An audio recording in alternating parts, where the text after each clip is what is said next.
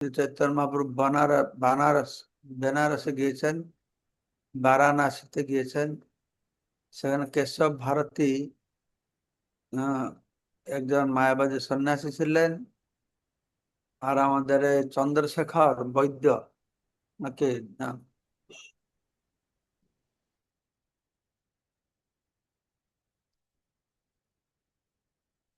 চন্দ্রশেখর মনে নেই। যাই হোক, তপন মিশ্র চন্দ্রশেখর একজন কেউ গিয়ে, না, একজন ব্রাহ্মণ, একটা ব্রাহ্মণ, হম, একজন ব্রাহ্মণ গিয়ে বলছে যে এরকম একজন সন্ন্যাসী এসেছে, আর ভাগবত লক্ষণ, সবসময় কৃষ্ণ নাম করে, গঙ্গা ধারা মতন তার অশ্রু বয়ে যাচ্ছে, নাচে গায়ে ক্রন্দন করে। তো তার রূপ গুণ দেখতে খুব ভালো। সেই ভগবান যেরকম সেরকম আচরণ করে। তো প্রকাশানন্দ সরস্বতী শুনে, না সরি, হ্যাঁ, প্রকাশানন্দ সরস্বতী শুনে সে হাসছে, উপহাস করছে। হ্যাঁ, শুনেছি সে গৌড় দেশ থেকে একটা ভাবুক এসেছে, কেশব ভারতীর শিষ্য, সে লোক প্রতারক। চৈতন্য নাম তার ভাবুক গণ লয়া, দেশে দেশে গ্রামে গ্রামে ভুললে না চাইয়া। প্রকাশানন্দ সরস্বতী বলছেন, আমি জানি যে তার নাম শ্রীকৃষ্ণ চৈতন্য, ভাবুকদের নিয়ে সে দেশে দেশে গ্রামে গ্রামে নেচে বেড়ায়। যেই তারে দেখে সেই ঈশ্বর করি কহে, এইছে মোহন বিদ্যা, যে দেখে সে মোহে। তাকে যে দেখে সে ভগবান বলে বলে। তা কিছু মোহন বিদ্যা জানে, তার কিছু মোহন বিদ্যা রয়েছে, যার প্রভাবে সে লোকেদেরকে মোহাচ্ছন্ন করছে। যে তাকে দেখে তাকে মোহিত হয়ে পড়ে। সার্বভৌম ভট্টাচার্য পণ্ডিত প্রবল, শুনি চৈতন্যের সঙ্গে হইল পাগল। তো এই কেশব কাশ্মীর নয়, প্রকাশানন্দ সরস্বতী, উনি সার্বভৌম ভট্টাচার্যকে জানতেন, কারণ সার্বভৌম ভট্টাচার্য একই লাইনের ছিলেন, শঙ্করপন্থী ছিলেন। তো এই প্রকাশানন্দ সরস্বতী বলছে যে আমি শুনেছি যে সার্বভৌম ভট্টাচার্য মহাপণ্ডিত ছিলেন। তা আমি শুনলাম সেও চৈতন্যের প্রভাব পড়ে পাগল হয়ে গেছে। সন্ন্যাসী নাম মাত্র মহা ইন্দ্রজালী, কাশীপুরে না বিকাবে তার ভাব কেলি। তো শ্রী চৈতন্য নামে মাত্র সন্ন্যাসী, প্রকৃতপক্ষে সে এক মহা ইন্দ্রজালী।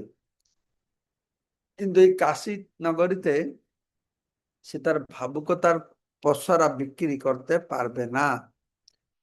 সে যে ভাব নিয়ে এসেছে, এইভাবে কাশীতে তার কোনো গ্রাহক নাই, এখানে বিক্রি হবে না।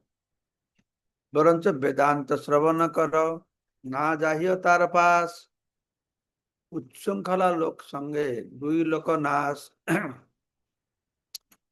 প্রকাশানন্দ হয়তো বলছে যে চৈতন্য কাছে যাবে না, তার থেকে ভালো বসে বেদান্ত শ্রবণ করো। কেননা দুষ্ট লোকের সঙ্গ করলে ইহলোক পরলোক উভয় নাশ পাবে। মহাপুরুষে বলছে দুষ্ট লোক, ভাবুক। এই শ্লোকে উচ্ছৃঙ্খল কথাটি অত্যন্ত তাৎপর্যপূর্ণ। ভগবত গীতায় কৃষ্ণ স্বয়ং বলেছেন যে শাস্ত্রবিধি উৎসর্য বর্ততে কামকারত, ন সিদ্ধি অবাপ্নতে ন সুখম ন পরাঙ্গতি। তো সে কথা যদিও মহাপুর প্রতি প্রযোজ্য নয়, কিন্তু সেই প্রকার বলছে যে দুই লোক নাশ হবে। যদি শাস্ত্রবিধি অনুসরণ না করে উচ্ছৃঙ্খলের মতো আচরণ করে, তাহলে সে কখনো সিদ্ধি সুখ অথবা পরাগতি লাভ হবে না। সে তো বলে উচ্ছৃঙ্খল লোক সঙ্গে দুই লোক নাশ। এত শুনে সেই বিপ্র মহা দুঃখ পাইলাম, কৃষ্ণ কৃষ্ণ কহিতে তা হইতে উঠে গেলা। তো এই বিপ্র যে ব্রাহ্মণ ছিল, এ তো মহাপ্রভুতে আসক্ত ছিল, ভক্ত ছিল।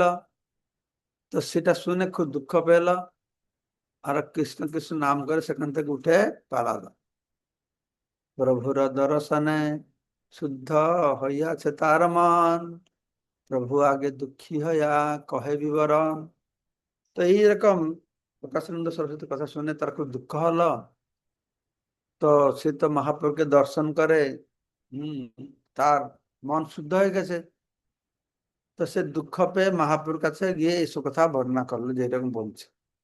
শুনি মহাপ্রভু তবে ঈষৎ হাসিলা, পুনরপি সেই বিপ্র প্রভু রে পুছিলা। তো সে কথা শুনে মহাপ্রভু হাসছেন। তো সে ব্রাহ্মণটি তখন কৃষ্ণ চৈতন্য প্রভুকে আবার বলছেন, তার আগে যবে আমি তোমার নাম লইল, সেহ তোমার নাম জানে আপনে কহিল। তো সে ব্রাহ্মণ বলল, যখন আমি আপনার কথা ওর কাছে বললাম, তো বললো যে ও আপনাকে জানে, আপনার শুনেছেন। তোমার দোষ কহিতে করে নামের উচ্চার, চৈতন্য চৈতন্য করি কহে তিনবার। তো সে বলছে, তোমার দোষ বর্ণনা করতে গিয়ে ও চৈতন্য চৈতন্য চৈতন্য বলে তিনবার আপনার নাম উচ্চারণ করেছে। তিনবার কৃষ্ণ নাম না আইল তার মুখে, অবজ্ঞাতে নাম লয়ে শুনি পাই দুঃখে। তিনবার আপনার নাম উচ্চারণ করলেও সে একবারও কৃষ্ণ নাম উচ্চারণ করলো না, মানে শ্রীকৃষ্ণ চৈতন্য বলল না, শুধু চৈতন্যটা বলল, শ্রীকৃষ্ণ চৈতন্য বলল না। হম, অবজ্ঞা ভরে সে আপনার নাম উচ্চারণ করেছিল বলে আমি দুঃখ পেয়েছি। উপহাস করে বলছে, তাই আমি দুঃখ পেয়েছি।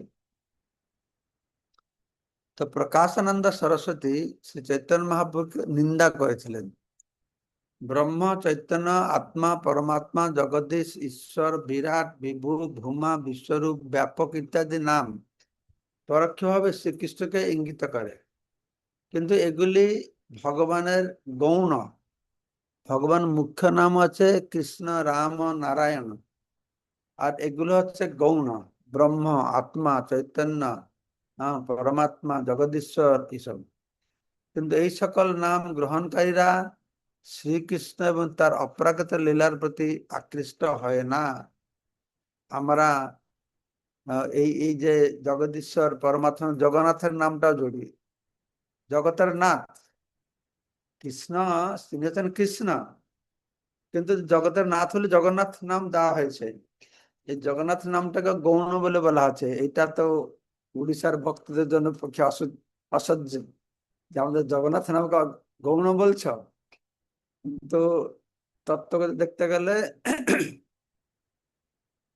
জগন্নাথ নাথে জগদীশ্বর পরমাত্মা ঈশ্বর বিভু ভগবান এরকম, ওনার নামটা হচ্ছে কৃষ্ণ। এই সকল নাম গ্রহণকারীরা শ্রীকৃষ্ণ তার অপ্রাকৃত লীলার প্রতি আকৃষ্ট হবে না।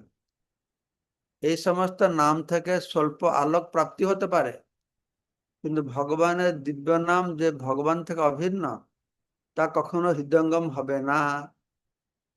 অজ্ঞাতবশত কিছু লোক ভগবানের নামকে বড় বলে মনে করে।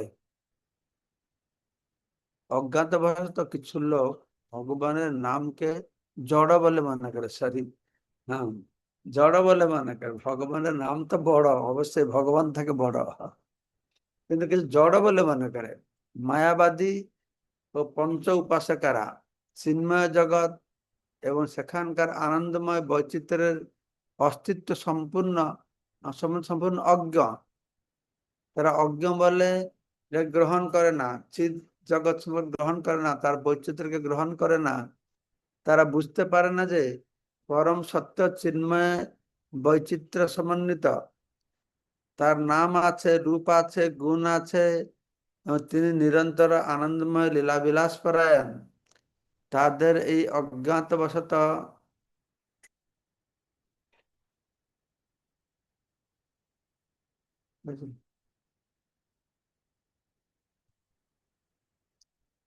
তথা তাদের এই অজ্ঞাতবশত তারা সিদ্ধান্ত করে যে শ্রীকৃষ্ণের অপ্রাকৃত কার্যকলাপ মায়া, সেজন্য তাকে মায়াবাদী বলা হয়। ভগবানের কার্যকলাপকে মায়া বলে। তারা কত বড় পার্থক্য, কিন্তু সাধারণ মানুষ জানে না।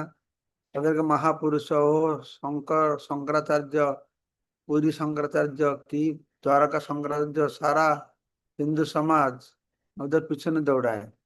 কিন্তু এই বর্ণনার মধ্যে দেখা আছে এটা ওরা অজ্ঞ, কেননা এই শঙ্করপন্থী যারা, তারা কৃষ্ণের লীলাকে মায়া বলে, তাই তারা অজ্ঞ, তাদের যারা অনুগামী তারাও অজ্ঞ। এটা হচ্ছে বৈষ্ণব দৃষ্টি বা দর্শন। সেই কারণে ভগবানের দিব্য নামের মহিমা প্রত্যক্ষভাবে হৃদয়ঙ্গম করা উচিত।